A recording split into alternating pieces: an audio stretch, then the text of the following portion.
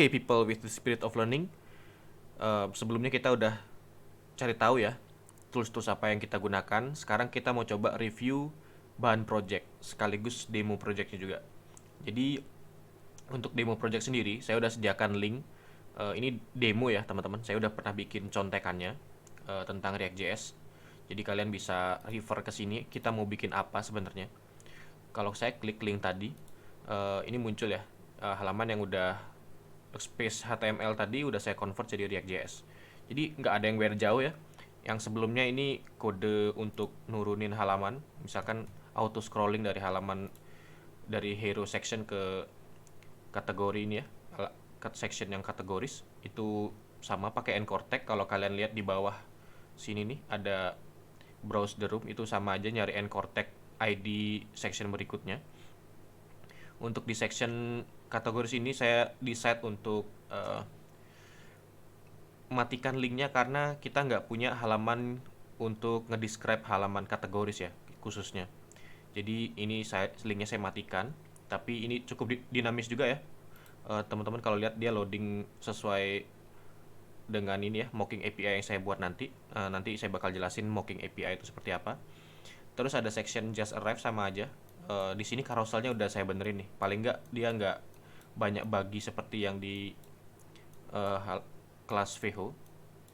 Jadi sudah bukan JavaScript presentasional lagi. Kalian udah bisa gunakan ini seperti biasa ya. Nanti kalau diklik ini bakal ngarah ke details product.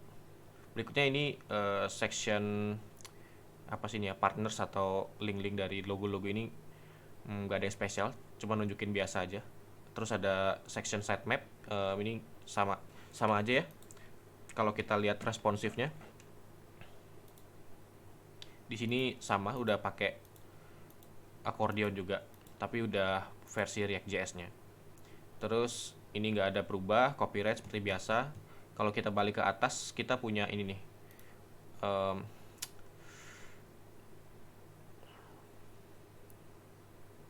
Kita punya hamburger yang sama seperti di kelas VHO, juga bisa diklik. Cuman munculin ini ya, biasa aja. Lanjut lagi, kalau dilihat dari sini, kalau misalkan kita klik halaman details product, kelihatan di sini ya. Kalau kalian notice juga ketika kita dari home nih kira-kira, kalau kita klik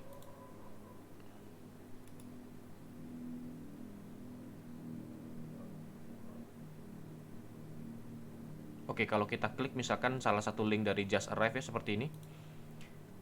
Tadi kan agak ke bawah tuh, cuman ketika pindah tempat dia akan scroll ke atas lagi. Nah, itu nanti kita tambahkan custom hooks effect ya, supaya dia ngedetek perubahan link di atas ini. Nanti setiap itu berubah, misalkan dia bakal nge-scroll ke atas. Sama semuanya seperti itu.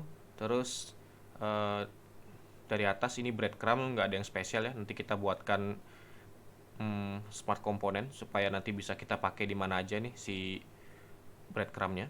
Terus di details ini kita punya sliders ya. Sebelumnya nggak ada yang beda nih cara kerjanya. Jadi kita klik, nanti gambar yang besar muncul. Terus ada add to chart, ini yang baru. Kita juga manfaatkan banyak custom hooks di sini. Ada use context segala macam. Detailsnya nanti bakal ada di ketika kita buat ya halaman details ini. Terus kalau kita klik nih di add to chart, teman-teman perhatikan bagian sini ya. Saya kasih tambah animasi bawaan yang ada dari Tailwind aja. Jadi dia bakal nge-include warna ini. Seharusnya ini warna pink ya. Nanti coba saya cari tahu kenapa dia warna hitam. Seharusnya nanti pink. Oke, jadi kalau misalkan diklik dia nambah ada tanda yang kalau teman-teman ingat nanti warna pink, dan ini indikator sebagai bahwa ngasih tahu bahwa kalau chartnya ada isinya gitu ya. Nah, sebelum saya lanjut ke chart, nanti di bawahnya details product tadi ada suggestion section. Jadi kalau kalian belanja kursi pasti ada barang-barang related ya, yang terkait dengan produk dari halaman tersebut. Jadi di halaman ini kita tawarin juga halaman-halaman lain. Nggak ada yang beda ya, ini cuma nge-link ke produk berikutnya aja. Di bawah sitemap dan footer seperti biasa. Oke, kalau kita ke halaman chart, karena tadi kita coba beli yang ini, coba beli satu, yang ini coba beli satu. Nah sayangnya di halaman ini kita nggak record quantity ya.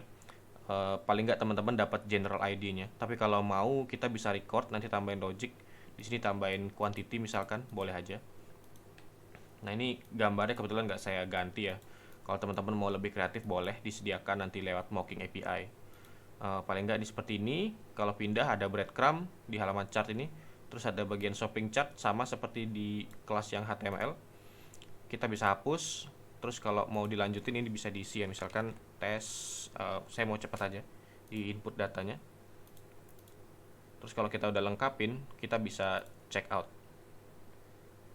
Nah ini juga makan API ya, jadi mungkin agak lama. Ya, jadi setelah sukses API-nya didapetin sesuai dengan payload yang saya masukin, nanti dia bakal ngirimin ke halaman ini nih. Terakhir di halaman congratulation, kita udah sampai situ aja. Sebenarnya juga ada halaman yang lain juga. Kalau misalkan kita input URL yang ngawur ya, kita bakal diarahin ke halaman not found. Sama juga sebenarnya kita bisa ke contoh ini, ada ID, kalau teman-teman lihat ya, kategoris 3, productsnya ID keempat. Kalau kita klik, karena saya cuma sediakan 2 ya, coba bentar. Nah seperti ini contohnya, saya udah sediakan cuma 2, ada di kategoris ini cuma ada 2 produk, 1 sama 2 nih. Makanya dia tadi bakal muncul halaman error ketika ngarah ke halaman 3. Ini cuma contoh doang karena kita hanya makan mocking API. Tapi kalau nanti ke depan kalian punya tim backend atau kalian sendiri yang bakal jadi tim backendnya untuk bikin API, kalian bisa bikin datanya dinamis makan dari real database ya.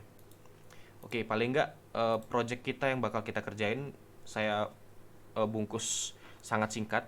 Nanti detailsnya ada di video berikutnya ya, ketika kita mulai ngerjain halaman React.js-nya.